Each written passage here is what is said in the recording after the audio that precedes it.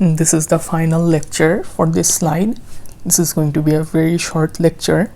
I'm basically going to be pointing out some of the things that I wanted to cover in the second video or lecture for this slide.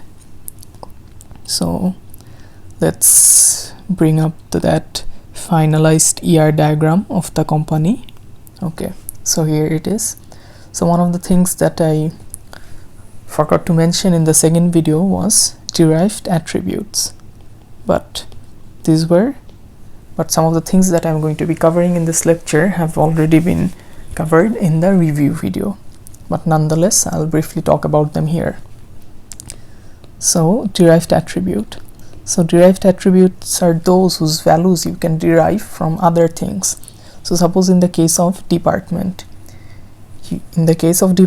you know how many employees are working in a specific department, so you can derive that number, and therefore we have number of employees as a derived attribute here. So a key property of derived attribute is that they are dynamic. Now don't confuse key with the unique nature. By key I mean an important property or distinguishing property of derived attributes, and that is that they are dynamic. Dynamic meaning, suppose if you add one more employee to this specific department, the number of employee attribute will automatically change, or to be more specific, increase by 1. So that was derived attribute. Okay, so another thing is that weak entity representation. So for weak entity, unlike a regular entity where we have just a single rectangular box, we denote weak entity using double rectangular boxes. Okay, and the weak entity must always participate in an identifying relationship, and as you can see, identifying relationships are also represented in a different way compared to regular relationships. They are also represented using double diamond boxes. And one very important feature of weak entities is that they must always participate in an identifying relationship with an owner entity. So in the case of dependent, its owner entity is employee, right? So this participation is mandatory. Okay, so you will always have, in other words, mandatory, we already know from the participation constraint that we denote mandatory participation using double lines. So basically a weak entity must always participate in an identifying relationship with its owner entity. Okay, so this thing here is pretty much confirmed. So let me draw another diamond box for the identifying relationship. Okay, so if you have a weak entity, this relationship, this mandatory participation is always going to be constant. Okay, so now let's take a look at a few other things. So we've already covered all of this. Okay, so this is basically a summary of all the ER diagram notations that you should now know. Okay, so this is derived attribute here that we just talked about, and this is identifying relationship and weak entity here. So you can skip this final part, which is an alternative way to denote structural constraints. So basically, suppose for relationship constraints we've learned about what? Cardinality and participation constraint, right? So let me just write in short here that participation constraint. So this could be, say, double line or single line. You could have 1:1, 1:n, or suppose m:n. So we've learned about that from these two constraints. So there is another way to actually denote cardinality and participation constraint, and that is the min max notation. So basically, suppose in the case of min, again I'm talking about this value in parentheses here, if you have min equal to 0, this specifies that your participation in a relationship is optional. In other words, we would denote that using a single line in a relationship using the previous notation that we've learned. So min equals to 0 denotes optional. However, if min was, say, greater than 0, that would mean that participation was mandatory. So in our old notation, we represented this using what? Double line, right? And max basically specifies your cardinality, which is the maximum number of entity instances participating in the relationship. Furthermore, your mean value must always be less than or equal to your max value, and at the same time your mean value must be greater than or equal to 0, and your max value must be greater than or equal to 1. So basically you can never have 0 min, 0 max. For your max value, it must always be 1 or greater than 1. So this is an example. Suppose in the case of employee and managers department, 0 here indicates that an employee may or may not manage a department.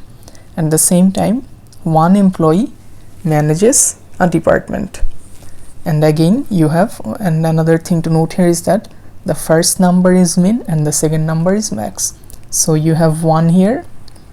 So basically, if I were to draw this using the notations that we're already familiar with, I'd write employee here followed by, say, manages.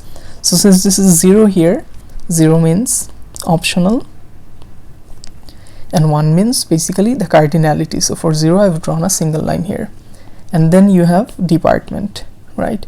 So for department, for the mean value you have 1, which means the participation is what? Mandatory. And again you have another one here which specifies cardinality.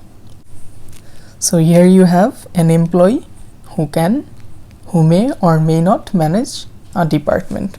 So as you can see, if we go back, this is exactly what we have learned.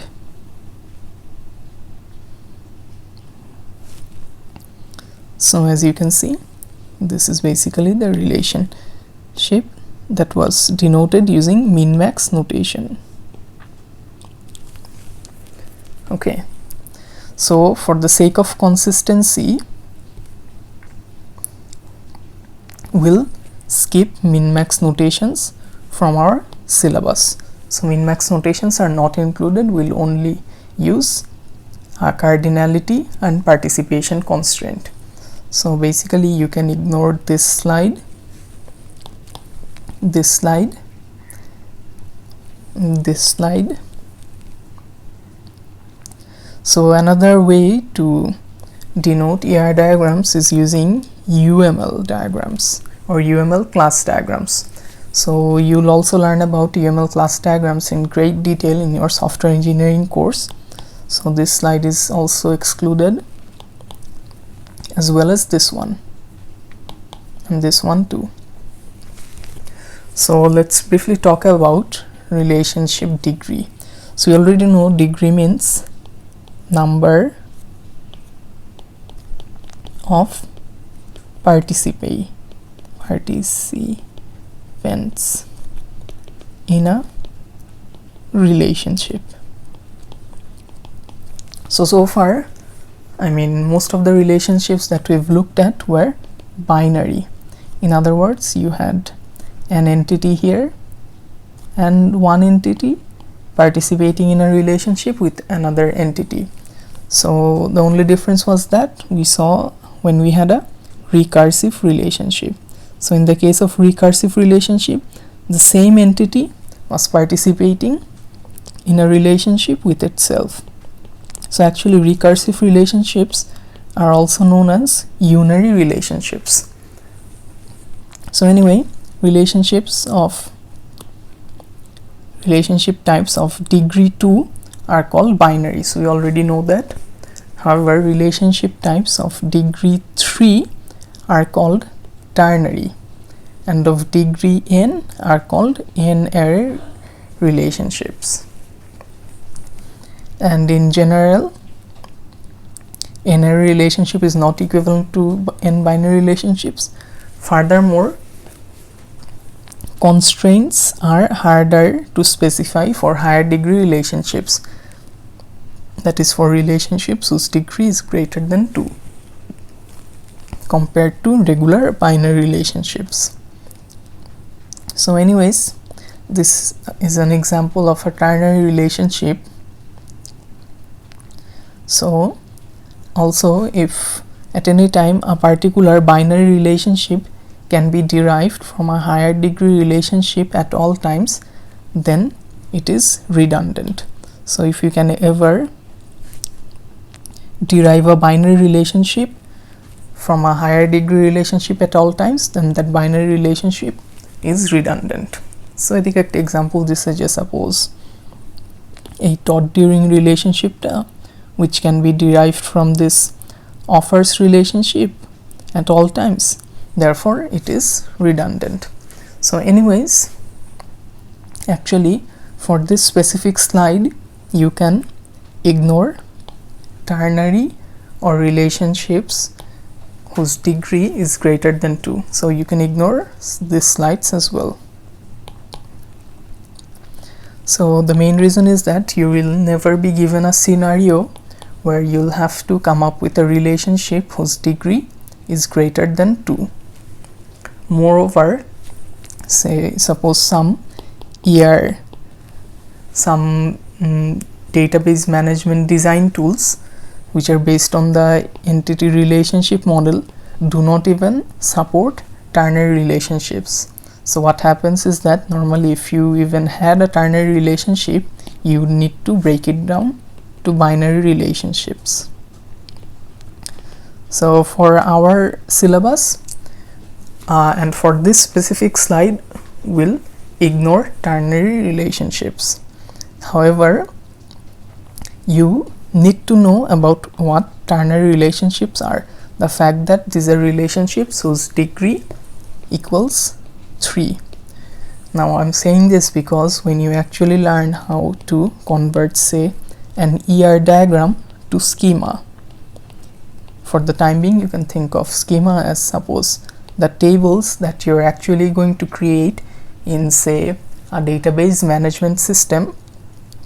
So during those conversions you'll have to learn how to convert ternary relationships to schemas. So for that this knowledge is important. However, for your exam or assignment you won't be given any question where you may have to create or think of a ternary relationship between entities. So these are actually some database design tools. Actually quite a few of these are currently not in use. So anyways, this is basically the end of slide 3.